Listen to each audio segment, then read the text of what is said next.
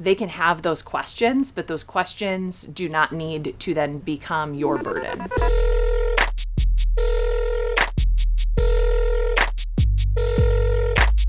I indeed do have a hard conversation that I have been putting off for, I would say, maybe the better part of like 7 years. 7 years, that is a long time. Okay. It is a long time. I have kind of set a goal for myself to have this hard conversation before I graduate college. I'm a senior, so it will happen in the spring. Okay. What is the purpose of the deadline? The hard conversation is going to be with my parents. I'm a theater and education major. I will be putting on a kind of theatrical production as a part of my capstone project.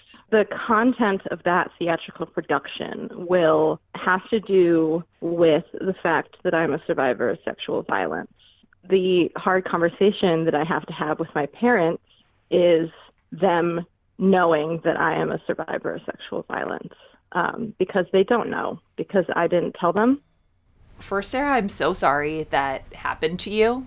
Thank you. The fact is that it's your story to tell, and it's your silence to break. I'm glad that you have a deadline only for yourself, because it feels like the weight of carrying this and keeping it from your parents has not been easy to bear. Is your fear that the knowledge will hurt them, or that the knowledge will affect them negatively in some way? I think it's a fear of the unknown, because I can make with my logic brain all sorts of logical conclusions, like they're my parents and they love me very much, and this story will make them very sad.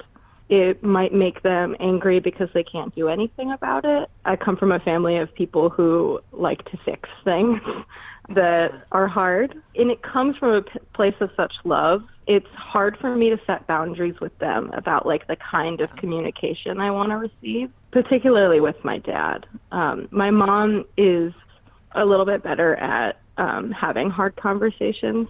Is there any way, do you feel more comfortable just telling your parents separately, like maybe having this conversation with your mother first? I hadn't thought of that. I suppose I could. They're two different people who have different relationships with you and who are going to process the information differently.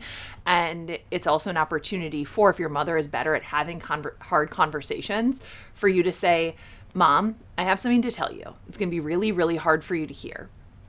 Here's what I need from you in order to have this conversation. And then ask her for her support in keeping these boundaries when you tell your dad. They can have those questions, but those questions do not need to then become your burden. This is not something they've been through.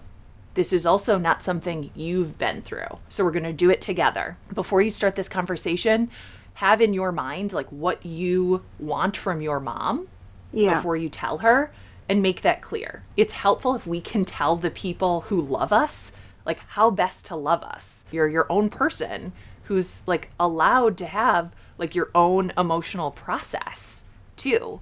So it might hurt your parents, but that's also how you grow and develop as a person. Well, thank you, Nora.